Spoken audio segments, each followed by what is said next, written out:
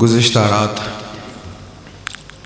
صرف پاکستان نہیں بلکہ عالم اسلام کی عظیم شخصیت امیر المجاہدین حضرت شیخ الحدیث استاذ العلماء علامہ خادم حسین رضوی صاحب رحمۃ اللہ تعالی علیہ کا انتقال پرملال ہوا۔ اس حوالے سے کچھ باتیں عرض کروں گا۔ اللہ تعالی ہم سب کو اپنے حبیب علیہ السلام کی محبت نصیب فرمائے۔ سورہ توبہ میں تذکرہ ہے غزوہ تبوک کا۔ تبوک کا سفر مشکل سفر تھا، سخت گرمی کا موسم تھا اور سفر بھی بڑا دور کا تھا۔ اس سفر گرمی کے موسم میں سفر کرنا ظاہری بات ہے مشکل ہے، پھر عرب کے صحراؤں میں سے گزر کر اتنی دور جانا۔ اس حوالے سے ایک تو حضور کے افشاد تھے جو حضور کے ساتھ گئے، اور بہت سے منافقین تھے جنہوں نے بہانے کیے اور ساتھ نہیں گئے۔ اس کا 10ویں پارے کے اختتام اور 11ویں پارے کے آغاز میں ان کا ذکر ہے۔ بلکہ حضور علیہ الصلوۃ والسلام ابھی مدینہ منورہ پہنچے نہیں تھے، پہلے ہی پیشگوئی کر دی گئی، یعتذرون الیکم اذا رجعتم۔ اب جب آپ واپس جائیں گے نا تو یہ بہانے بنائیں گے، عذر پیش کریں گے، ہمیں یہ مسئلہ تھا، یہ مجبوری تھی، اس لیے ہم نہیں آئے۔ تو قرآن نے پہلے ہی پیشگوئی کر دی۔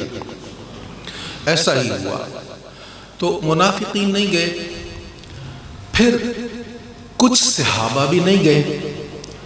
صحابہ میں 3 طرح کے لوگ پھر بن گئے۔ ایک تو وہ جو جانا چاہتے تھے لیکن ان کے پاس سواری نہیں تھی، ان کا بھی ذکر ہے، وہ رو رہے تھے، چاہتے تھے ہم حضور کے ساتھ جائیں لیکن انتظام نہیں تھا۔ تو ان کے بارے میں حکم یہ ہوا اگرچہ یہ ساتھ نہیں گئے لیکن جو سفر کی تم تکالیف برداشت کر رہے ہو، جو تمہیں اجر مل رہا ہے وہ مدینہ منورہ میں بیٹھوں کو بھی مل رہا ہے، کیونکہ وہ جانا چاہتے تھے۔ پھر کچھ صحابہ تھے جن کے پاس وسائل تھے لیکن وہ نہیں گئے، ان کی بھی 2 قسم بن گئی۔ ساتھ وہ تھے جنہوں نے مسجد نبوی کے ستونوں کے ساتھ خود کو باندھ لیا کہ ہم سے خطا ہوئی، ہمیں جانا چاہیے تھا، اب جب تک اللہ معاف نہیں کرے گا ہم خود کو یہاں سے نہیں کھولیں گے۔ 10 تھے ٹوٹل صحابہ، ان میں سے 7 نے خود کو باندھ لیا۔ نبی پاک علیہ السلام کو بتایا گیا جی یہ ستونوں کے ساتھ بندھے ہوئے بھوکے پیاسے ہیں، تو آپ شفقت فرمائیں۔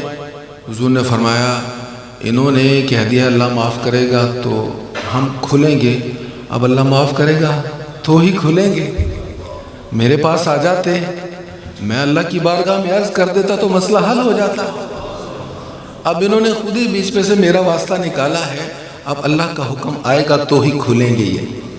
پھر اللہ کا حکم آیا، انہیں بھی معافی مل گئی۔ 3 تھے جو بعد میں جن کا معاملہ مؤخر رہا، پھر حضور نے حکم فرمایا بھی ان کا بائیکاٹ کر دیا جائے، کوئی ان سے بات نہیں کرے گا۔ ان کا بھی تذکرہ ہے۔ وہ اپنے دیس میں، اپنے گھروں میں، اپنے علاقے میں ایسے ہو گئے جیسے پردیس میں کوئی ان سے بات ہی نہیں کر رہا، کوئی گفتگو نہیں کر رہا ان کے ساتھ۔ خیر 50 دن تک ان کا سوشل بائیکاٹ رہا، پھر ان کے بارے میں بھی آیت نازل ہو گئی اور انہیں بھی معافی مل گئی، آیت نمبر 118 ہے۔ اس کے بعد اللہ تعالیٰ ایک ارشاد فرماتا ہے ما کان لأہل المدینہ ومن حولہم من الاعراب، فرمایا اہل مدینہ اور اس کے گرد بسنے والے اعراب کے لیے یہ جائز نہ تھا کہ وہ رسول اللہ کے ساتھ نہ جاتے، اور نہ ان کے لیے یہ جائز تھا کہ وہ رسول اللہ کی جان سے زیادہ اپنی جانوں کی فکر کرتے۔ کسی مسلمان کے لیے یہ اصول بن گیا ہے، کسی مسلمان کے لیے یہ جائز نہیں ہے کہ رسول اللہ کی جان سے زیادہ اپنی جان کی فکر کرے، رسول اللہ کی عزت سے زیادہ اپنی عزت کی فکر کرے، رسول اللہ کی تعظیم و توقیر سے زیادہ اپنی تعظیم و توقیر کی پرواہ کرے۔ اس دور میں اس پر عمل کرنے والی بہترین پرسنالٹی خادم حسین رضوی ہے۔ دیکھیں ان کے طریقہ کار سے یہاں بیٹھے بہت سے لوگوں کے اختلاف ہو سکتا ہے، ممکن ہے ان کی کسی طریقہ سے، کسی عمل سے، کسی قول سے میرا بھی اختلاف ہو، لیکن اس بات سے اختلاف نہیں ہو سکتا کہ انہوں نے جو جد و جہد کی ہے حضور کی ناموس کے لیے کی ہے۔ میری ان کے ساتھ چند ملاقاتیں ہیں، 2 یا 3 بار، وہ بھی یہاں جناح کالونی میں ہمارے قریب ایک پروگرام پہ تشریف لائے PMA ہال میں، تو وہ حضور والد گرامی کے جو شاگرد ہیں ان کے شاگرد ہیں، یعنی والد گرامی ان کے دادا استاد ہیں۔ تو جب تعارف ہوا بڑی محبت کی، وہ اکثر اپنی گاڑی میں والد گرامی کی تقریر سنا کرتے تھے۔ مجھ سے انہوں نے کئی بار کیسٹس منگوائے کہ ان کی تقاریر کوئی ہیں تو مجھے دیں، تو ان سے ملاقات ہوئی۔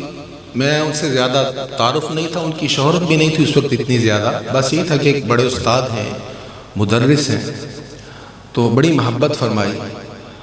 تو میں نے ساتھیوں سے پوچھا جی آپ نے ان کو لاہور سے بلایا ہے تو کیا خدمت وغیرہ ان کی ہے؟ تو بڑا مزے کا جواب مجھے ملا۔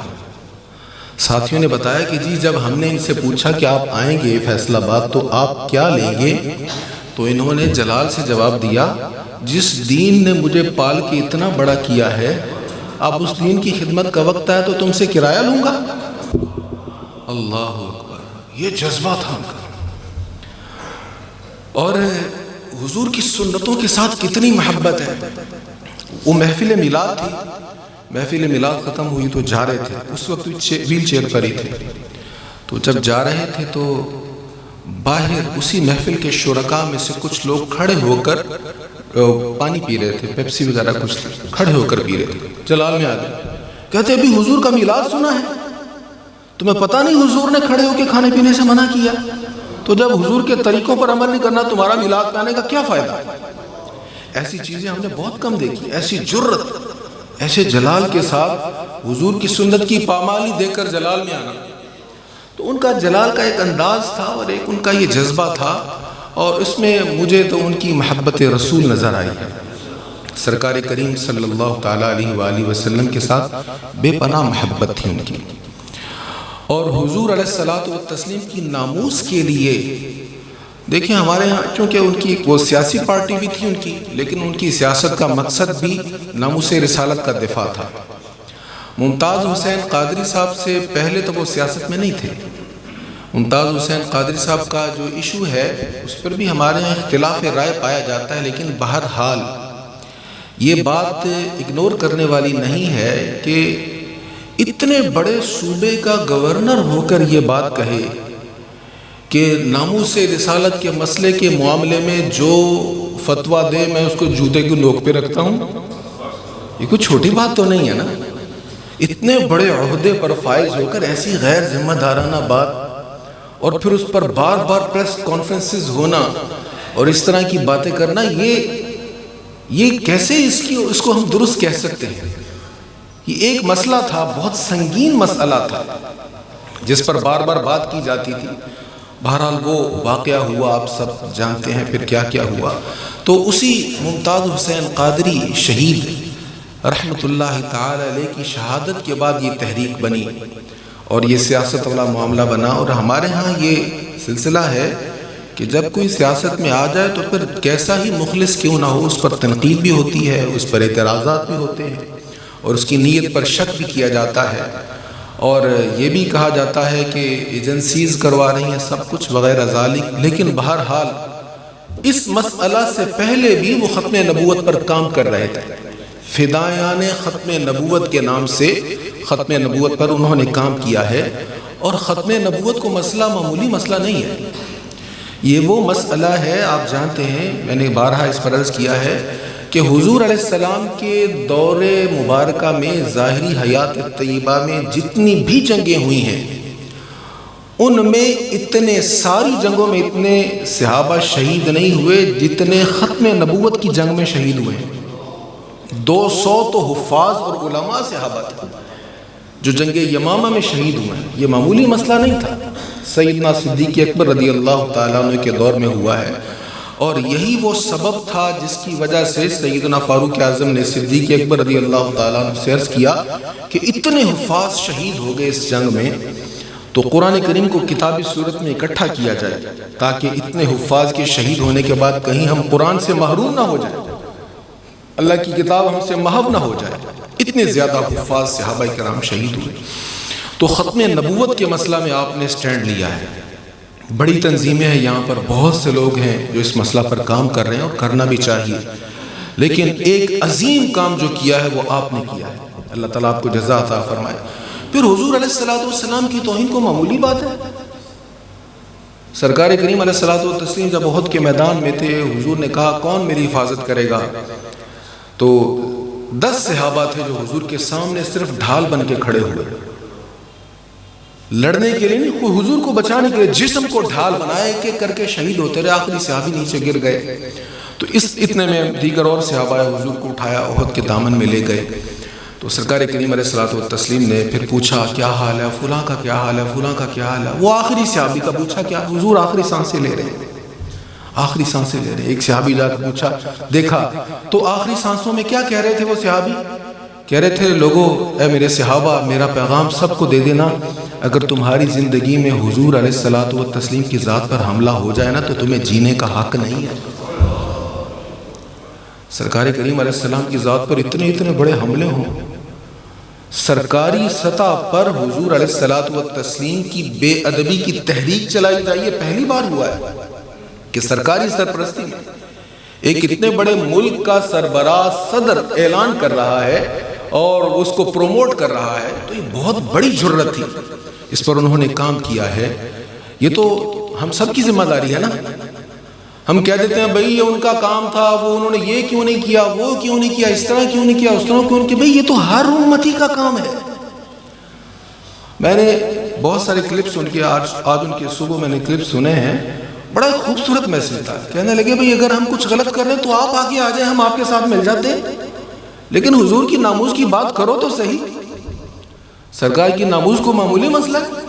فرمایا من سب نبیا فاقتلوہ، حضور نے فرمایا جو نبی کو گالی دے اس کو قتل کر دو، یہ میرے آقا کریم علیہ السلام نے فرمایا، اور صحابہ کرام علیہم الرضوان نے اپنی جانوں کے نذرانے پیش کیے ہیں۔ حضرت امام ابو یوسف آپ قاضی القضات تھے، تو خلیفہ وقت کے مہمان آئے، کسی دسترخوان پر حضور کی پسندیدہ سبزی کدو شریف جب رکھی گئی تو اس نے کہا مجھے تو یہ پسند نہیں ہے یہ سبزی، کہا یہ حضور کی سنت ہے، ہمارے آقا اس کو پسند کرتے ہیں، کہا مجھے لیکن پسند نہیں ہے۔ آپ نے اسی وقت حکم فرمایا اگر یہ توبہ نہیں کرتا تو یہ واجب القتل ہے، حضور کی سبزی کی توہین کر رہا ہے، یہ معمولی شخص نہیں ہے، امام ابو یوسف ہے، اس کو توبہ کرنا پڑی۔ میں توبہ کرتا ہوں، میں نے معلوم ہونے کے باوجود حضور علیہ السلام کی پسندیدہ سبزی کی توہین کی ہے، اور یہاں رسول اللہ صلی اللہ تعالیٰ علیہ وآلہ وسلم کے خاکے بنائے جائیں، آپ کی فیملی کے خاکے فرانس کے کوچہ و بازار میں اور گلیوں میں آویزہ کیے جائیں، سرکاری عمارتوں پر لٹکائے جائیں، اور ہمیں غیرت نہ آئے تو یہ بڑے افسوس کی بات ہے۔ ہم اس پر بھی سوچتے ہیں شاید یہ بھی ایجنسیز کا کام تھا، اس کے پیچھے بھی اسٹیبلشمنٹ ہے۔ اللہ اکبر، یہ ایک ایسا مسئلہ ہے، سنیے ناموس رسالت کے پہرے دار کی شان کیا ہوتی ہے۔ غازی علم الدین شہید رحمت اللہ تعالیٰ علیہ کا جب جنازہ لاہور پہنچ گیا، یہ لمبی بات ہے، آپ جانتے ہیں، آپ میں سے بہت سے لوگوں کو پتہ ہے اس وقت کیا ہوا۔ لاہور کی ٹوٹیوں کا پانی ختم ہو گیا تھا، اتنے وضو کرنے والے لوگ تھے، نل میں پانی نہیں تھا، اتنے وضو کرنے والے لوگ تھے جنازہ میں شرکت کے لیے۔ حضرت پیر سید جماعت علی شاہ صاحب رحمت اللہ تعالیٰ علیہ حاضر تھے، سید دیدار علی شاہ صاحب، کیسے بڑے بڑے نام، اقبال، علامہ اقبال، کیا کہہ رہے تھے؟ علامہ اقبال کا جملہ ہے، سب کو پتا ہے، اکثر کو پتا ہوگا، اسی گلاں کرتے رہ گئے تے ترخانہ دا منڈا بازی لے گیا۔ یہ کس نے کہا تھا؟ اقبال نے کہا تھا، اور اقبال کی کوشش تھی جو آپ کی میت کو یہاں پہ لایا گیا۔ جب پیر سید جماعت علی شاہ صاحب رحمت اللہ تعالیٰ علیہ آئے تو لوگوں نے جگہ چھوڑی، کہا پیر صاحب دیکھ لیں، چہرے کی طرف سے کفن کھولنے لگے، نے کہا نہیں چہرے کی طرف سے نہیں، پیروں کی طرف سے کھولو۔ آپ جانتے ہو سید زادے نے کیا کیا تھا؟ محدث علی پوری، عرب کے لوگ جس کو اپنا شیخ مانتے تھے، عرب میں جاتے تھے نا مدینہ منورہ، آج بھی آپ کی وہ منزل موجود ہے جہاں، وہ جگہ موجود ہے جہاں پہ آپ قیام فرماتے تھے، اور عرب کے شیوخ آپ کی بارگاہ میں حاضر ہوتے ہیں۔ حضرت پیر سید جماعت علی شاہ صاحب رحمۃ اللہ تعالی پاؤں کی طرف سے ننگا کیا اور اپنی داڑھی کو پیروں کے ساتھ رگڑنے لگے۔ یہ حضور کی ناموس کا پہرے دار ہے، یہ شان ہوتی ہے میرے آقا کریم علیہ الصلوۃ والتسلیم کی ناموس کی حفاظت کرنے والوں کی۔ کتنا بڑا شیخ الحدیث تھا وہ علامہ خادم حسین۔ آج درس نظامی کے طلبہ ان کی کتابیں پڑھتے ہیں، ان کی بکس صرف پر انہوں نے تعلیقات لکھی ہیں، ابواب الصرف انہوں نے لکھی، بہت ساری کتابیں لکھی، اور ہزاروں علماء کے آپ استاد ہیں۔ آپ کوئی پلاننگ سے نہیں قیادت میں آئے، آپ تو ایک مدرس آدمی تھے، شیخ الحدیث سے جامعہ نظامیہ میں پڑھتے تھے، اٹک کے رہنے والے تھے، حفظ کیا، تجوید پڑھی، جامعہ نظامیہ میں آئے، یہاں سے علوم اسلامیہ کو پڑھا اور پھر پڑھانا شروع کر دیا۔ یہاں پڑھاتے تھے، وہ درس نظامی پڑھاتے تھے۔ آپ کوئی تحریکی شخص نہیں تھے، لیکن حضور علیہ الصلوۃ والتسلیم کی ناموس کا مسئلہ آیا، ایک دم سے آپ قائد بن گئے۔ دیکھتے ہی دیکھتے ہزاروں لاکھوں لوگ پروانوں کی طرح آپ کے ارد گرد اکٹھے ہونا شروع ہو گئے۔ سرکار کریم علیہ الصلوۃ والتسلیم سے محبت تھی، احادیث یاد تھیں آپ کو، ہزاروں حدیث آپ کو یاد تھی، احادیث آپ ان کے خطبات سنیں، کتاب المغازی ازبر یاد ہے۔ احادیث میں جو تذکرہ ہے صحابہ کرام علیہم الرضوان کی جان نثاریوں کا، یہ سارے واقعات آپ کو ازبر یاد تھے، متن پورا متن حدیث کا پڑھا کرتے تھے، ایسے حافظ تھے۔ اور اقبال کو آج کے دور میں متعارف کروانے والے وہ ہیں، لوگوں کو بتایا کہ اقبال کی فکر کیا ہے، اقبال کا میسج اور پیغام کیا ہے۔ آپ ایک عظیم مرد مجاہد تھے، بہت بڑے عاشق رسول تھے، اتنے بڑے استاد ہونے کے باوجود کیا کہتے تھے خود کو؟ کتا پاک رسول اللہ دا، کتا پاک رسول اللہ دا پونکے تے کرلاوے۔ کہتے تھے میں تو حضور کے در کا کتا ہوں اور سرکار کی ناموس کا پہرے دار ہوں۔ ایسی عاجزی، کوئی کہتا ہے خود کو کتا؟ وہ بریلی کے تاجدار کہہ گئے تھے، یا پھر ان کے فیض سے انہوں نے کہا۔ نبی رحمت جان دو عالم صلی اللہ تعالیٰ علیہ وآلہ وسلم کے ساتھ بے پناہ محبت کرنے والے تھے۔ آپ اس بار جو فیض آباد گئے ہیں اس وقت بھی آپ کو شدید بخار تھا، مجھے کچھ ساتھیوں نے بتایا کہ 102 تھا کم از کم، اس وقت بھی آپ کو بخار۔ میں نے وہ آخری سپیچ آج ہی سنی آپ کی، اور اس سپیچ میں کہیں ظاہر نہیں ہو رہا کہ اس بندے کو اتنا بخار ہے۔ شدید بخار کے باوجود حضور کی ناموس کی بات کر رہے ہیں اور دفاع کر رہے ہیں، اور یہی کہہ رہے ہیں کہ یار اگر ہمارا طریقہ ٹھیک نہیں ہے تو تم لوگ آگے آ جاؤ اور حضور کی ناموس پر پہرا دو۔ سرکار کریم علیہ الصلوۃ والتسلیم کی ناموس کے لیے مر مٹنے والا جذبہ ہونا چاہیے۔ حضور علیہ الصلوۃ والتسلیم کا جو ارشاد ہے نا، لا یؤمن احدکم حتی اکون احب الیہ من والدہ وولدہ والناس اجمعین، تم میں سے کوئی بھی اس وقت تک ایماندار نہیں ہو سکتا جب تک اپنے والدین، اپنی اولاد اور تمام لوگوں سے زیادہ میں اس کو محبوب نہ ہو جاؤں۔ لا ایمان لمن لا محبت له، ایمان نہیں ہے جس کے دل میں میری محبت نہیں ہے۔